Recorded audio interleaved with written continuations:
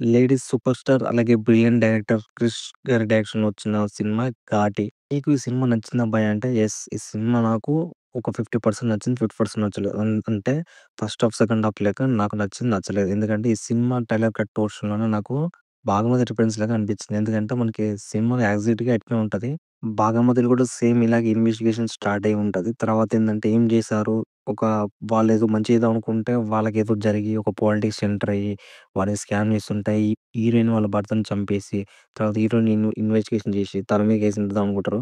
ఇది కొంచెం different సబ్జెక్టే. But ఏందంటే టైగర్ వర్షన్‌లో అయితే నాకు అది అనిపించింది. బట్ ఏందంటే 'క్రిష్' గారి డైరెక్షన్‌లో ఏదో మ్యాజిక్ ఉంటది కదా! సో, అందుకే చూద్దామని వచ్చిన.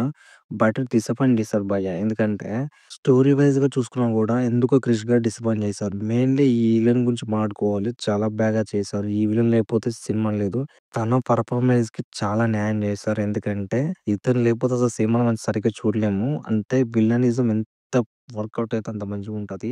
సినిమా లవ్ ట్రాకు, ఈ ఎమోషన్ అంతా మంచిగా ఎళ్తది. కాకపోతే ఏందంటే, మనకెక్కడో మిస్ అవుతున్న ఫీలింగ్ వస్తది. ఎగ్జాక్ట్‌లీ. ఎందుకంటే, 'అనుష్క శెట్టి' గారి యాక్షన్ ఎపిసోడ్స్, కొన్ని సీన్స్, ఎమోషన్ సీన్స్ చాలా బావుంటది. విజువల్ ఎఫెక్ట్స్ చాలా బాగున్నాయి నేచురల్‌గా. ఎందుకు 'క్రిష్' గారు వెనకపడ్డారు. 'హరిహర వీరమలు'తోటి అంటే జస్ట్ ఇంపాక్ట్ ఇచ్చినా కూడా తను ఫస్ట్ హాఫ్ సినిమాలో బావుంటది. ఇప్పుడేందంటే ఈ సినిమాతోనైనా కొంచెం కంబ్యాక్ ఇస్తారనుకుంటే కొంచెం ఎందుకో స్టోరీ వైస్‌గా, స్క్రీన్ ప్లే వైస్‌గా కొంచెం ఎందుకో నెగెటివ్ చేశారు. చాలా వరకైతే నెగెటివ్ రివ్యూస్ వస్తున్నాయి. ఎందుకనంటే జస్ట్ కొంచెం కేర్ తీసుకుంటుంటే బావుంటుండే. ఇంకా కొంచెం తీసుకొని కొంచెం ఇంపాక్ట్ ఇస్తే బావుండు అనిపించింది. ఎందుకంటే రెగ్యులర్ ఫార్మాట్ లాగా అనిపించింది స్టోరీ వైస్‌గా కూడా. ఈ సినిమా తలకాయ టూస్ ఖచ్చితంగా చెప్పాను కదా! 'బాగుమతిని' చూసిన రిఫరెన్స్ అనిపించిందని చెప్పేసి. అంటే ఏదో ట్రైబల్‌కి సంబంధించిన స్టోరీస్ ఎందుకు నేను చెప్తే ఏంటంటే స్పాయిలర్ అలర్ట్ అయిపోద్ది. సో, మీరు చూసి మీకు అవగాహన ఉంటది. నేను అందుకే చెప్తున్నాను. ఎందుకంటే ఈ సినిమాలో సాంగ్స్ ఉన్నా, లవ్ ట్రాక్స్, రొమాన్స్ ఉన్నా కూడా ఏదో సంథింగ్ మిస్ అవుతున్న ఫీలింగే ఉంటది.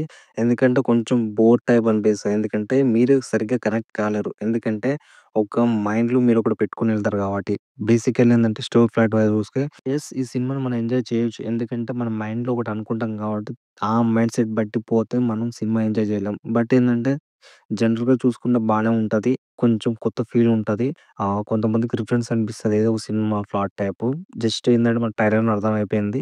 వీళ్ళు ప్రేమికులు ప్లస్ ఏందంటే వీళ్ళకొక ఆపదొస్తది. తర్వాత పోలీసోళ్ళు, తర్వాత పాలిటిక్స్ ఎంట్రీ ఇవన్నీ ఉంటాయి. సో, ఇదే యాసెప్ట్ ఉంటది. తర్వాత హీరోయిన్ మొత్తం ఇంట్రడక్షను అంటే సో, ఇదే ఉంటది. ఒక ఫైటో, కాజ్ గురించి ఫైట్ చేయడం.